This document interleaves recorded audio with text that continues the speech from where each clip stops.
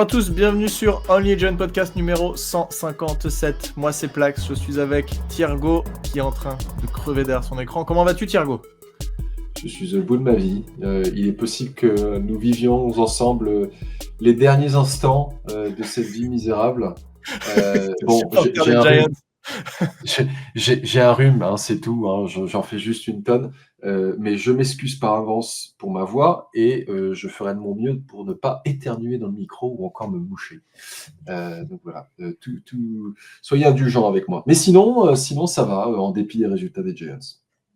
Oui, et nous allons donc évoquer, alors la dernière fois qu'on a pu parler ensemble, Brian Daboll était encore head coach des Giants. On avait dit c'est possible qu'il y ait du changement assez rapidement et c'est arrivé quelques heures après l'enregistrement du podcast. Donc voilà, vous avez eu nos réactions un tout petit peu en avance en essayant d'imaginer ce qui allait se passer.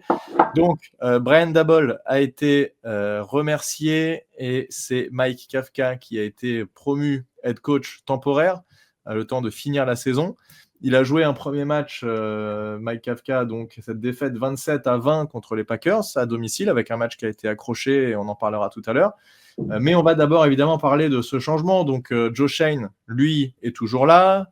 Il y a des réflexions, certains se disent est-ce qu'il est toujours là juste pour assurer temporairement jusqu'à la fin de saison et après on va changer. A priori, c'est pas forcément le cas. Peut-être que lui va rester. On avait dit que leur destin n'était pas lié de toute façon. Ça, c'était quelque chose dont on a parlé plusieurs fois. Brian Daboll, par contre, lui, c'est terminé. Donc, il a été remplacé comme on l'a dit. Quelles sont tes réactions, toi ? Est-ce que tu penses que t'avais eu, tu disais, est-ce que vraiment il va être viré au milieu de saison ? C'est quand même arrivé peu de fois, c'est arrivé que 3 fois, je crois. Ou est-ce qu'on attend la semaine, la bye week ? Voilà, qu'est-ce que tu as pensé quand ça a été annoncé qu'il a été viré ? Je vous cache pas que j'étais assez surpris parce que au final, j'étais assez convaincu que Mara allait attendre la fin de saison pour le licencier, sachant qu'en fait, le vestiaire était encore derrière lui. Enfin, c'était Ouais. pas le gros boxon comme ça avait été le cas pour Ben McAdoo. On l'avait dit Ouais. quoi en 2017 ? Ouais, je sais plus, mais c'est ce que tu avais raconté au dernier podcast, ouais, c'est ça. Voilà. Mais on voyait bien que le cœur n'y était plus pour Daboll, que c'était tout le temps les mêmes problèmes. Les conférences de presse d'après-match se suivaient et se ressemblaient. Et donc l'équipe a décidé qu'il était temps de se séparer de ce coach. Il y avait un mélange, en fait un peu comme pour Daniel Jones, en fait il y avait un mélange de... d'un côté je me disais « Ah, enfin !» et de l'autre j'étais triste. Triste parce que... tu te rappelles, on était à Londres pour le match contre les Packers, justement, Ouais. sur la première saison de Brian Daboll, la première saison où en fait, il nous a vraiment fait rêver. Il est arrivé dans cette équipe avec une mentalité vraiment de battant et on s'est dit c'est bon, il peut redresser la barre.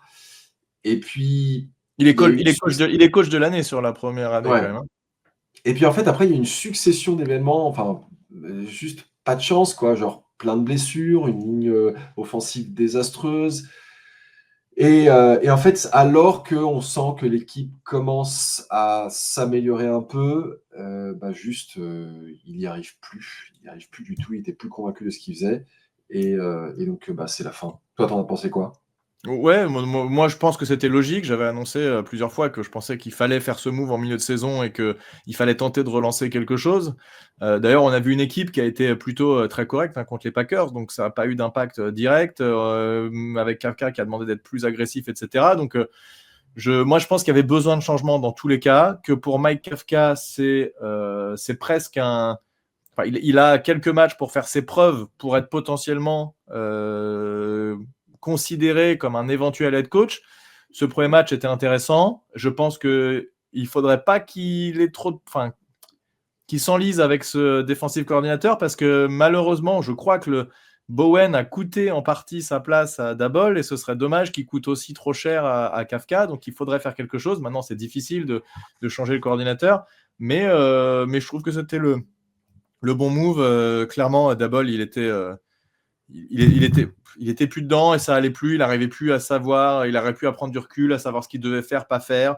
Il y a eu cette histoire où a priori il a laissé passer des choses, notamment on a entendu parler que Abdul Carter aurait raté ou était arrivé en retard quelques entraînements. Il était en retard assez souvent, ouais. Daboll n'a jamais rien dit. Là, on a vu que directement, il a été privé du premier drive pour avoir dormi pendant un truc, ou je ne sais plus ce qu'il a fait exactement. Mais bref, il y a eu besoin d'un changement, ça c'est clair. Parce qu'au bout d'un moment, il est humain, il arrive dans un moment où je pense que tu as raison, il savait juste plus quoi faire. En fait. Donc, il fallait changer ça. A priori, c'est Mara qui a pris la décision avec les autres familles qui sont impliquées dans les Giants de dire ok, allez, on fait ça et c'est nous qui décidons. Donc ils ont appelé Joe Schoen en disant ça y est, il faut passer à autre chose.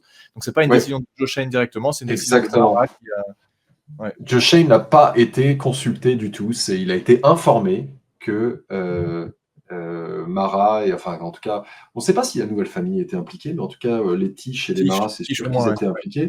Ouais. Mais d'ailleurs, certains critiquent un peu, parce que tu sais, il y a toujours ce débat de est-ce que John Mara se mêle des affaires sportives, et il y en a qui disent ah bah oui, mais en fait virer le coach c'est la prérogative du GM, c'est pas la prérogative du CEO. Mais bon. Oui, mais si tu dis au GM ce serait très bien que tu le fasses, voilà, bon, il est obligé de le faire aussi. Non, bien sûr, mais en fait, peut-être que certains voudraient. Moi, je pense que Mara, il a tout à fait le droit, à un moment, s'il a envie de prendre la direction de son équipe, et de dire voilà ce qu'on fait.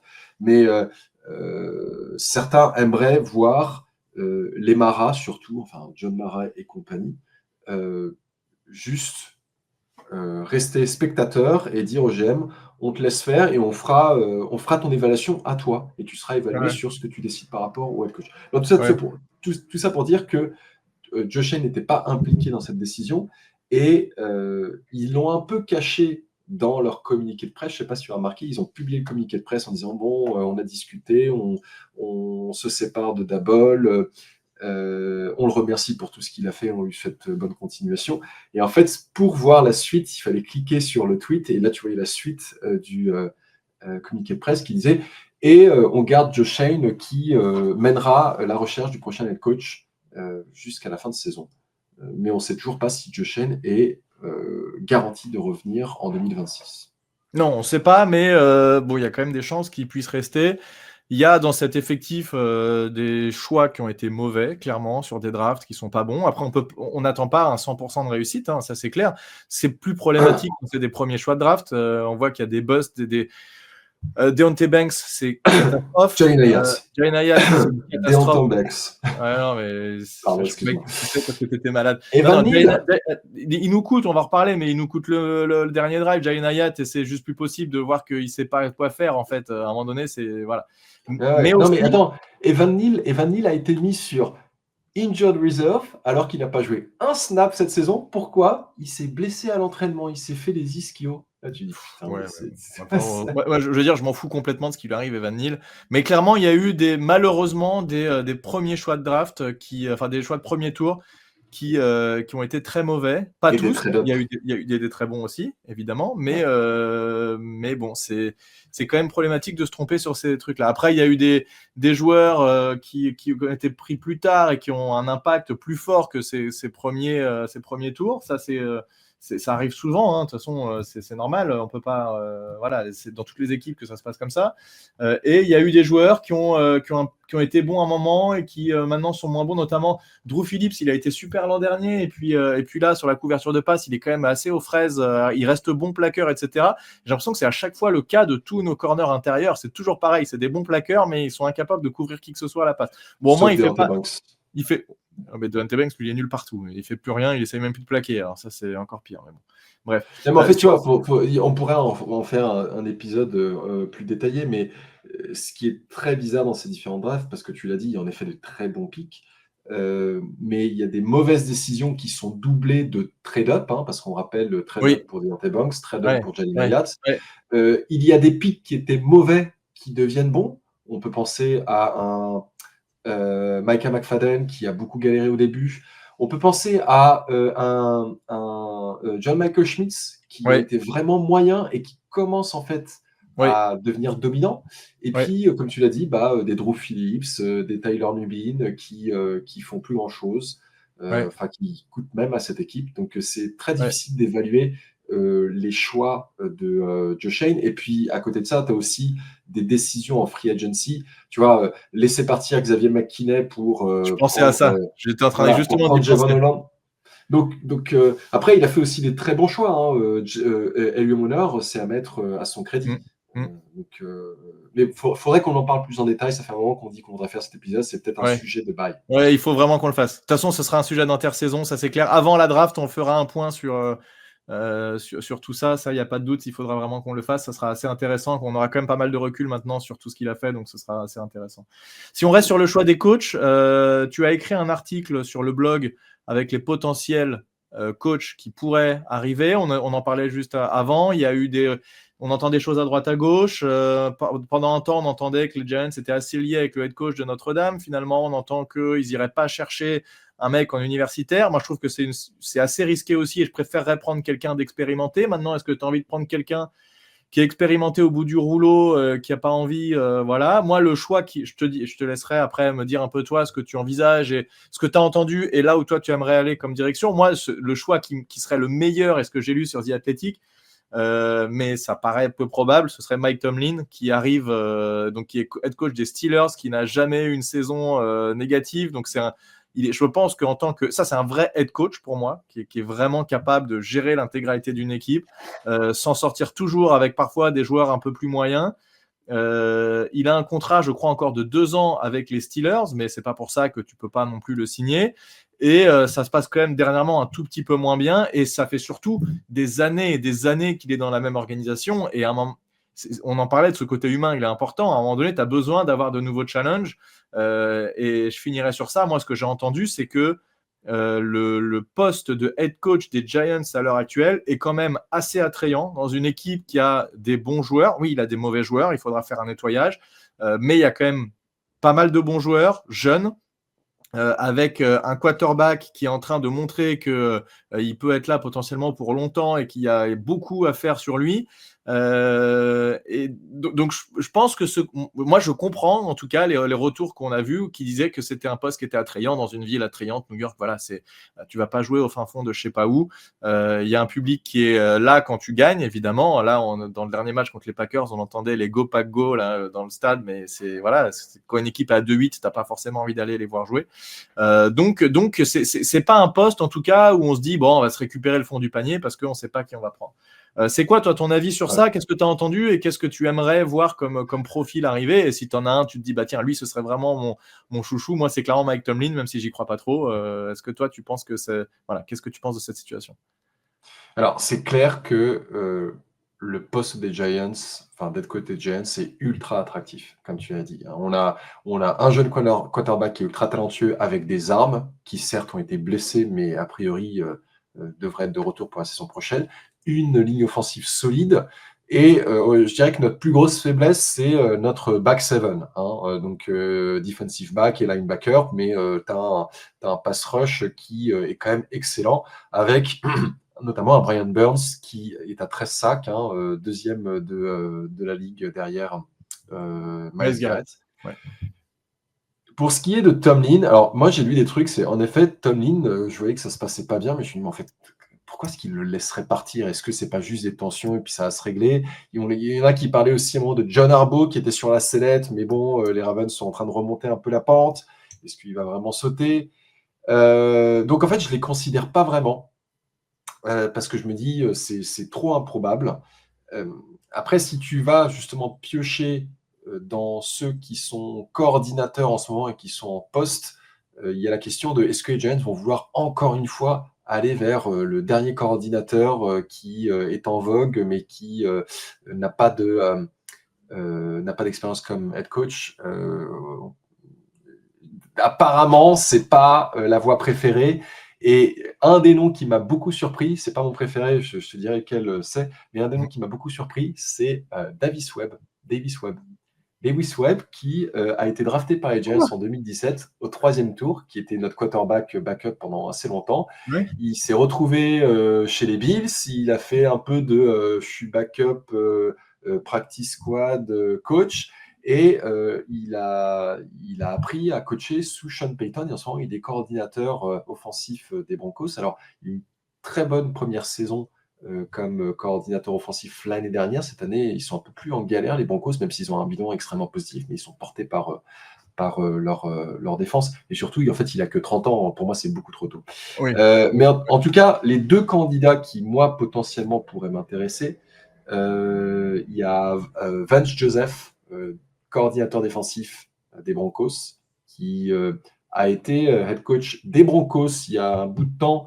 Et ça, je crois qu'il avait tenu 3 saisons. C'était pas super bien passé, mais je crois que j'en avais parlé d'ailleurs à propos de Daboll en disant cette expérience, elle est ratée pour lui, mais ça ne veut pas dire qu'il ne peut pas être un bon head coach plus tard dans le futur.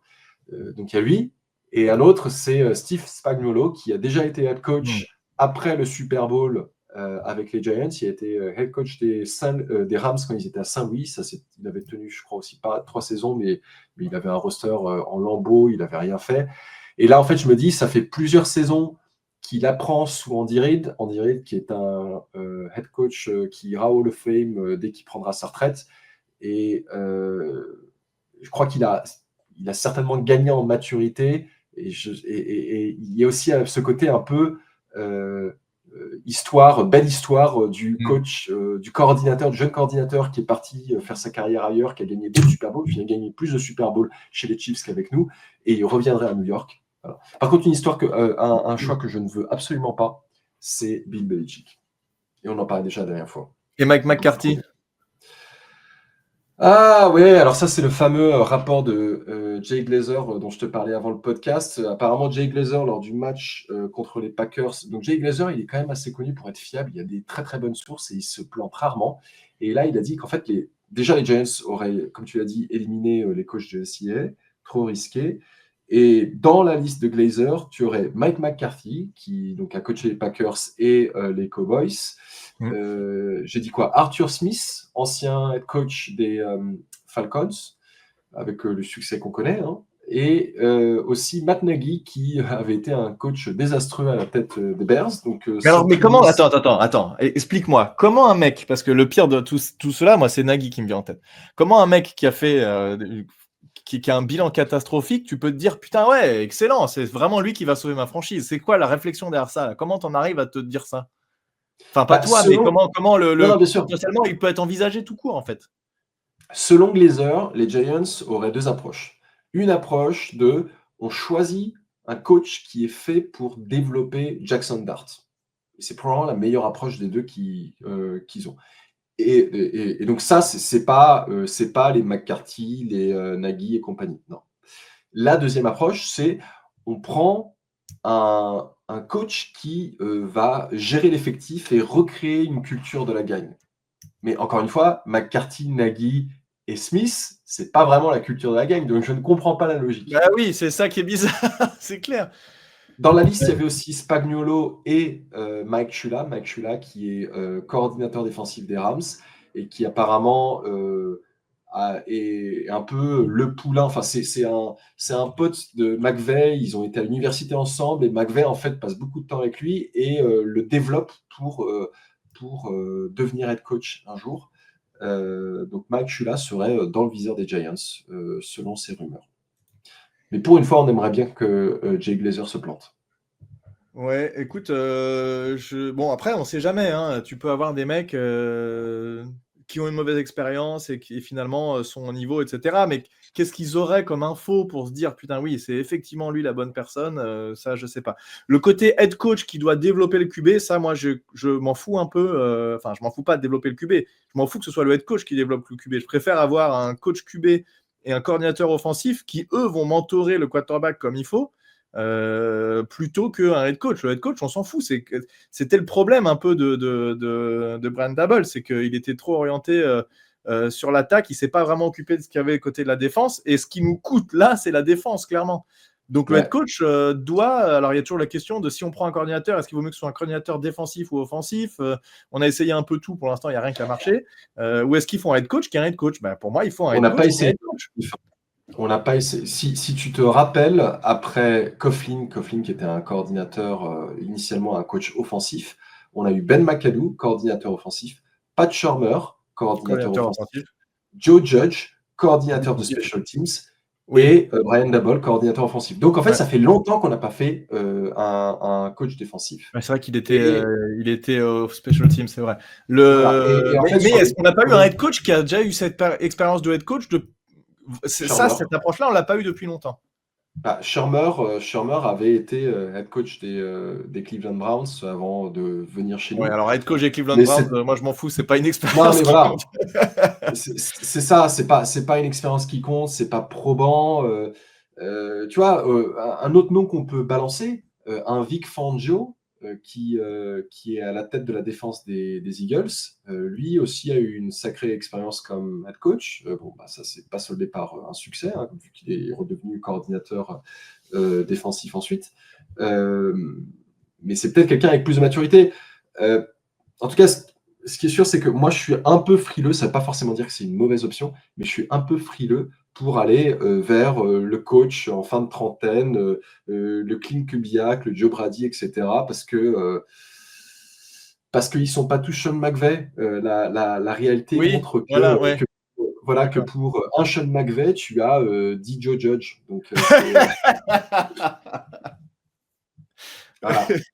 Oui, c'est vrai. C'est vrai que là, il y a eu la mode de je vais chercher le mec. Mais regarde, il a 17 ans, mais attends, il joue vachement bien à Madden. Regarde, on va le faire passer head coach. Non, il faut. Moi, la meilleure option, c'est le mec qui a de l'expérience et qui a une culture de la gagne. Alors, peut-être que je cherche le mec improbable, mais Mike Tomlin, il répond exactement à ça. Et s'il arrive au bout d'un cycle et qu'il a envie de chercher un nouveau challenge, parce qu'il y a vraiment ce côté-là qui est important, ça pourrait être idéal. Mais dans ton rapport de Jay Glazer, il n'en parle pas. Donc, peut-être que c'était juste un article The Athletic pour faire du clic et finalement, il n'y a aucune logique derrière. J'en sais rien. Mais il peut se passer encore beaucoup de choses. Il y a 7 semaines qui restent. Il y a des équipes qui peuvent complètement s'effondrer. Donc, faut voir. Et puis surtout, en fait, parce que je crois si je dis pas de bêtises, on est la première équipe à virer notre head coach. J'ai pas fait attention de savoir si je pense. Non, il n'y a pas les Titans qui l'ont fait avant nous. Je sais plus, j'ai pas suivi. Je crois. Mais en tout cas, ce que je veux dire, c'est que à la fin de la saison, on va voir quels sont les postes ouverts. Mais je pense que même quand on sera à la fin de la saison, le poste des Giants restera le poste prioritaire. Mais si, je crois que j'ai lu que les Titans, en fait, les deux équipes qui avaient drafté des QB au premier tour, se sont toutes les deux séparées de leur head coach. Et donc, les Titans et nous, clairement, entre un poste aux Titans et un poste chez nous, il n'y a pas photo. Et clairement, le niveau montré pour l'instant par Jackson Dart est bien au-dessus de Cam Ward. Donc, voilà, moi, c'est le cœur de fan qui parle. Évidemment que si j'avais le choix, j'irais chez les Giants. Mais voilà, je pense que c'est aussi plus attractif d'une manière globale sur l'équipe quand même, qui, encore une fois, a été, et on va passer sur ce match contre les Packers, mais notre équipe, je suis désolé, depuis le début de saison, reste compétitive. En fait, on est l'équipe qui perd tout le temps, mais qui fait un petit peu peur à tout le monde. Alors, du coup, c'est inutile, ça ne sert à rien, ça nous fait un bilan de 2-8 complètement moisi. Mais on n'a pas eu de match, et je le redis, où on s'est fait complètement éclater. Et comme on a pu le subir la saison dernière, je te rappelle, c'était quand il y a 2 ans, on commence par un 40-0 contre les Cowboys. Waouh, là, c'est difficile. On n'a pas vécu de match comme ça, même si notre défense est problématique. Donc, une nouvelle fois, on a ce match contre les Packers à domicile. On marque sur le premier drive, ça leur aurait pas arrivé depuis je ne sais pas combien de temps aux Packers.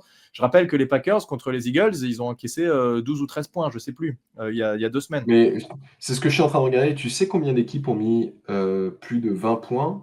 Il n'y en a 20 pas points eu énormément. Parce que nous, on a mis pile 20 points. Mais... Ouais, 20 points ou plus, c'est ce que je veux dire. C'est que vas-y, dis, je crois 3, 2. Alors, il y a les Cowboys en semaine 4 qui ont mis 40 points. Donc ça, c'est celui qui s'est terminé par un nul.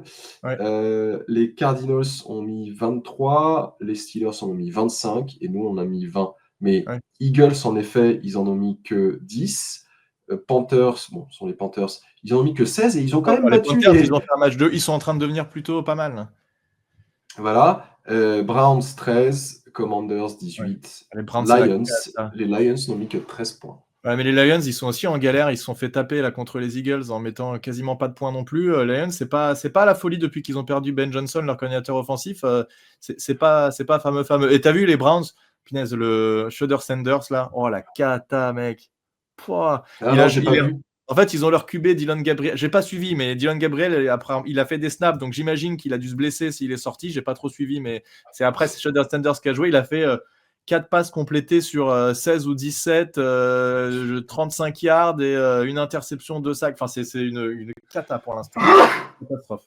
Bref, sur ce match, donc, je rappelle qu'on n'avait pas de receveur 1 qui n'était pas là, Malik Nabers blessé pour la saison. On n'avait pas notre receveur 2 qui était aussi blessé. On n'avait pas notre running back. Et on avait notre line, par contre, qui a fait un match exceptionnel. Et on avait Jameis Winston qui était donc en remplacement de Jackson Dart qui est sur protocole commotion. On avait quand même notre running back, par contre.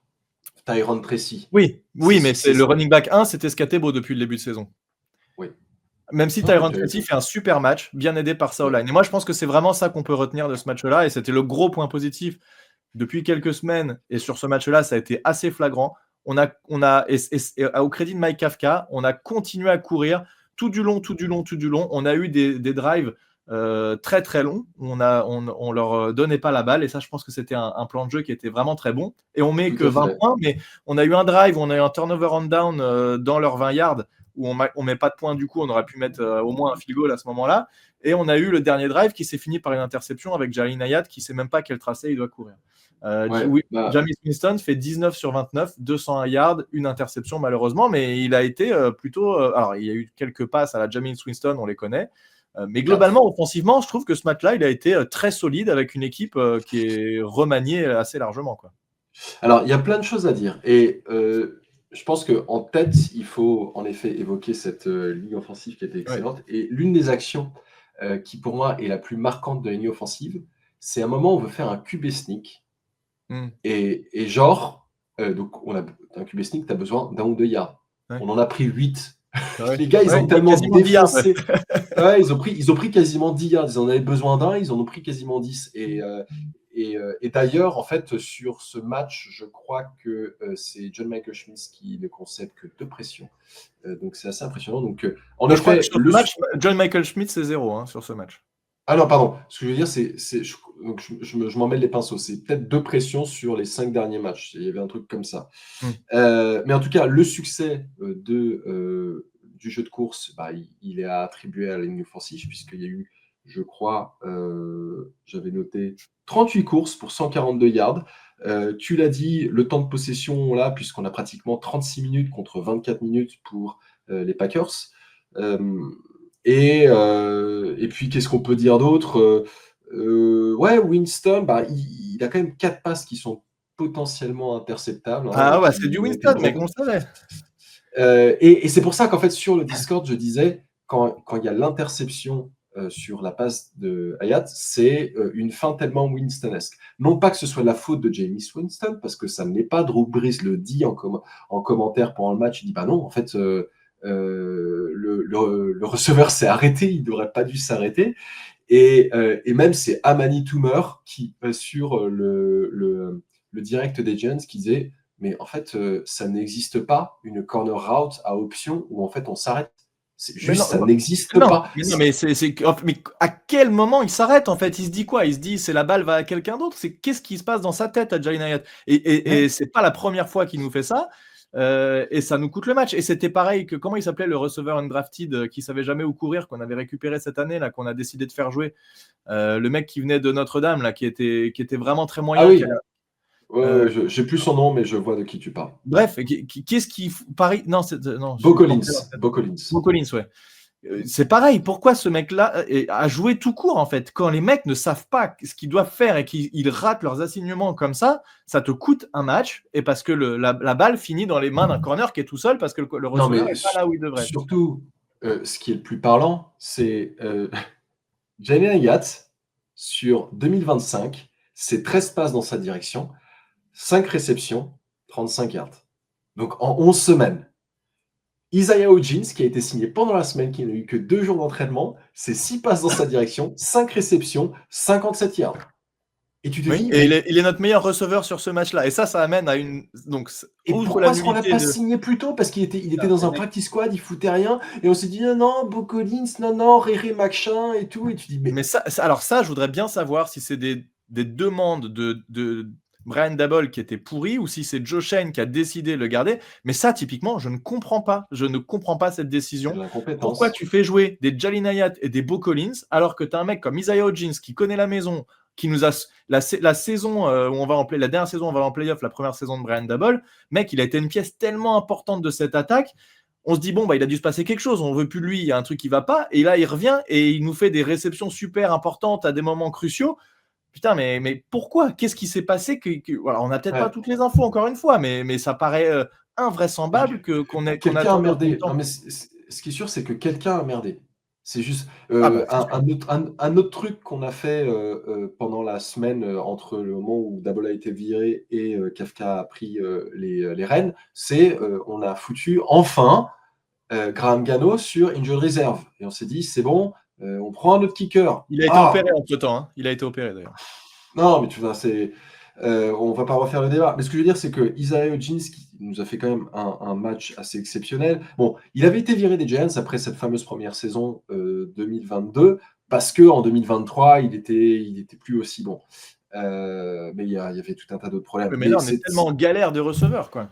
Mais oui, non, mais il y a des solutions et en fait, on ne fait rien, on reste dans la médiocrité. Mais j'espère que cette erreur de Jalin Hayat va enfin convaincre le staff qu'il ne faut plus le remettre sur le terrain. Et d'ailleurs, moi, je serais prêt pour le couper maintenant. Sauf que vu qu'on a fait un trade-up et que Joe Shane ne veut probablement pas admettre qu'il a commis une erreur, non, on va garder Jalin Hayat. Non, mais là, c'est con. Là, je suis désolé. Si la raison, c'est je veux pas admettre que j'ai fait une erreur, ça devient con. Parce que lui et Deontay Banks, ça devient de la débilité de les laisser sur le terrain. C'est débile. Ouais. Les mecs nous coûtent des matchs entiers, en fait. Ah, mais tout à fait. Je suis complètement d'accord avec toi. Mais si justement, celui qui prend les décisions ne prend pas les bonnes décisions parce qu'en fait, il veut pas avoir l'air d'admettre qu'il a commis une erreur, eh ben, il faut le virer. Mais il faut, en fait, l'intelligence, c'est d'accepter que tu as pu te tromper. Ok, tu t'es trompé, c'est pas grave, tout le monde se trompe. Et bah, tu passes à autre chose et tu utilises ce spot pour quelqu'un d'autre et l'argent que tu as mis sur ce mec-là pour quelqu'un d'autre. Et voilà. Ouais.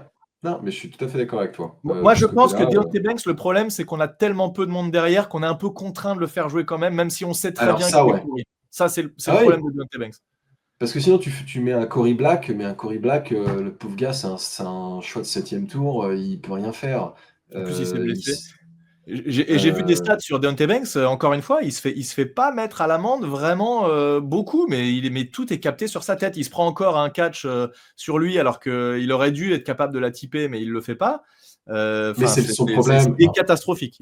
En fait, il sait couvrir, mais il n'est pas physique. Et du coup, je pense que ce qui a probablement fait son succès en université, c'était que vu qu'il savait bien couvrir, les quarterbacks ne lançaient pas dans sa direction. Donc on se disait, ah là là, c'est exceptionnel.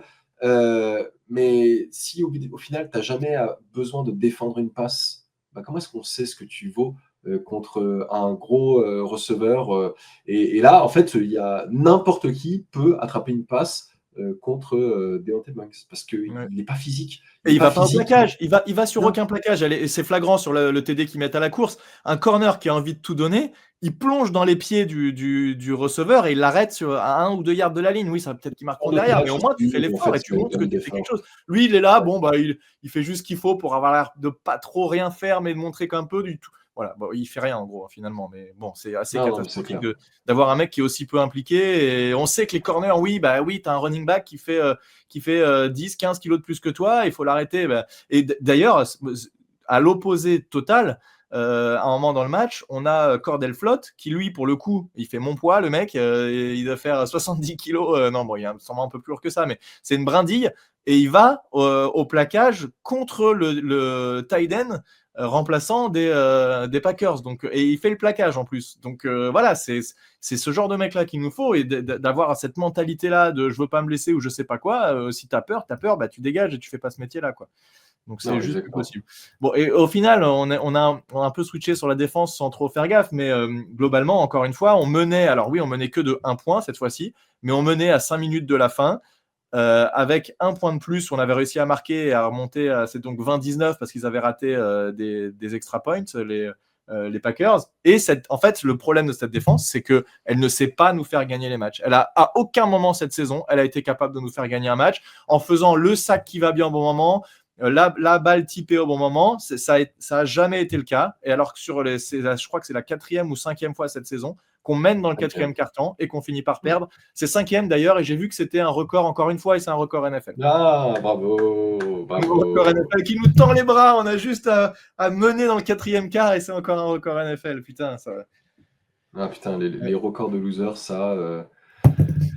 Ah, vivement qu'on passe à autre chose parce que. Mais d'ailleurs, Mike Kafka a annoncé que c'était statu quo au poste de DC. Donc, tu disais tout à l'heure, il faudrait quand même pas qu'il laisse sa performance comme head coach être teintée par Bowen. Pour le moment, il décide de garder Bowen.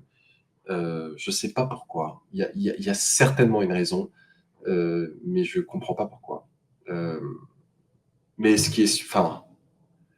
Ouais, c'est consternant. C'est consternant. Et d'ailleurs, maintenant, je dis aussi qu'il y a beaucoup de personnes, on parlait d'Abdul Carter un peu plus tôt, pour un peu son manque de ponctualité. Mais maintenant, je commence à dire à droite à gauche que les gens commencent un peu à se lasser de s'exalter devant les pressions de Carter et se disent, mais en fait, à quel moment tu sacs, quoi? À quel moment tu arrives à faire ce qu'il faut pour atteindre le quarterback? Et c'est vrai qu'on n'y est toujours pas arrivé. Et Dexter Lawrence a moins d'impact que l'année dernière aussi, et les 2 années d'avant. Il y a des joueurs quand même. Celui qui est vraiment au niveau, c'est Brian Burns. Le reste, bon, il reste bon, mais c'est pas assez du tout, quoi. Et Abdul Carter, il n'a pas l'impact qu'il aurait dû avoir. Il l'annonçait vraiment comme un mec monstrueux. Est-ce que c'est psychologique? Est-ce que c'est autre chose? Il faut trouver quelque chose pour le rendre plus impactant dans ce voilà, c'est avec les 4 joueurs qu'on a là, on est censé mettre beaucoup plus de pression que ça, et Après, on a attendu 20 ans pour que Kayvon Thibodeau produise enfin, donc on peut être un peu patient. Sur Abdul Carter, je vais pas m'inquiéter tout de suite, c'est pas ça le problème, mais je pense quand même qu'il faudrait avoir un peu plus d'impact que ce qu'il a actuellement. Il est un choix suffisamment élevé pour avoir un impact plus fort que ce qu'il a là. C'est clair. Et même au début de saison, il était plus impactant qu'il l'est sur les derniers matchs, Abdul Carter, clairement. Alors, est-ce que c'est une mauvaise utilisation? J'en sais rien. Ouais, mauvaise utilisation, la fatigue, le manque de motivation, parce que on en est quand même à 2-8, donc 2-9 du coup. Ouais, non, c'est compliqué. Et d'ailleurs, en fait, ce qui va être aussi intéressant, je reviens un peu sur le coaching staff pour 2026, c'est de savoir quels sont les coachs de position qui vont rester. Parce que tu vois, un André Patterson qui fait la ligne défensive, même si on a un Dexter Lawrence qui est en peine en ce moment, ça reste un bon coach. J'espère aussi qu'on va garder un Carmen Bricillo sur la. Moi, c'est le seul, c'est le plus important. Il faut absolument le garder. Donc ouais, à voir comment ça se passe, et puis surtout avoir quelqu'un qui est capable de continuer le développement de Jackson Dart dans le bon sens. Mais ouais, enfin voilà, je pense qu'on a fait le tour sur ce qu'il y avait à dire sur ce prochain match. C'est qui énième défaite. Je sais plus, je m'en fous. C'est les Lions, non? Ou c'est les Lions. On va se faire bouillave et on est chez les Lions et donc on va se faire défoncer. Sauf si ils décident de commettre des pénalités bidons, ou alors ils ont les arbitres encore qui voient des interférences de passes défensives. Mais ça, je trouve que c'était pas contre les Lions, c'était en faveur des Eagles, et ça fait beaucoup de fois qu'on voit ça quand même. Probablement. Ouais. Ceci, t'as vu qu'il y a eu un false start de touche-push. Il y touche la main, qu'est-ce qu'il fout? C'est quoi le bordel de cette action? Je comprends pas. C'est-à-dire que le défenseur a sa main dans la neutral zone, et donc l'autre est en train de lui dégager la main en disant t'as pas le droit d'être là. Et je pense que alors qu'il a quand même gardé sa main gauche sur le sol et qu'il n'est pas en train de bouger, qu'il est juste en train de bouger son bras droit, l'arbitre a dit false start Eagles, alors qu'il y avait plutôt pour toutes les fois où ils ont eu des false starts qui n'ont pas été sifflés, je veux te dire que j'irai pas les pleurer, c'est pas ce que je veux dire. Mais ce que je veux dire, c'est que c'est juste retour de bâton.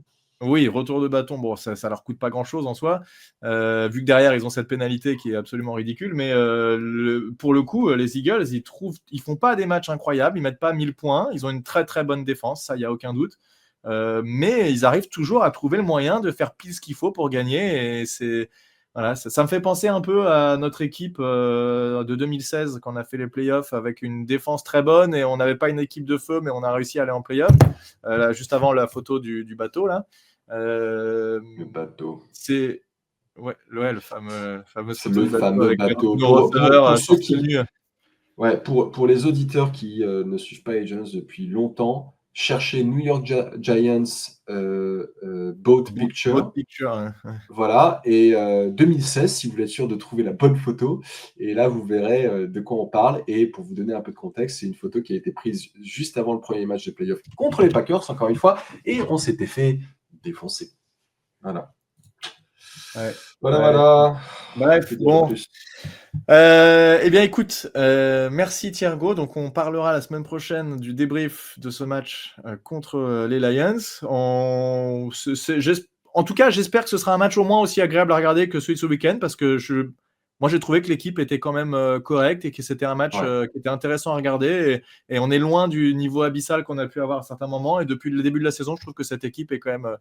elle est frustrante, oui, mais ça reste agréable à regarder quand même. Et donc, voilà, il y a quand même de la progression. Par rapport aux saisons précédentes, il n'y a pas photo. Et il y a en effet du positif à regarder dans cette équipe. Donc, il faut essayer de se concentrer sur ça.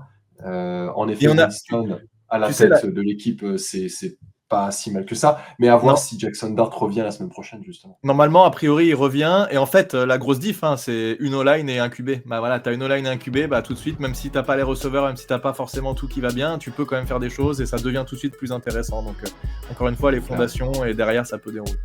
Bref, merci Thiergo, merci tout le monde d'avoir suivi et on vous dit à la semaine prochaine. Ciao. À bientôt.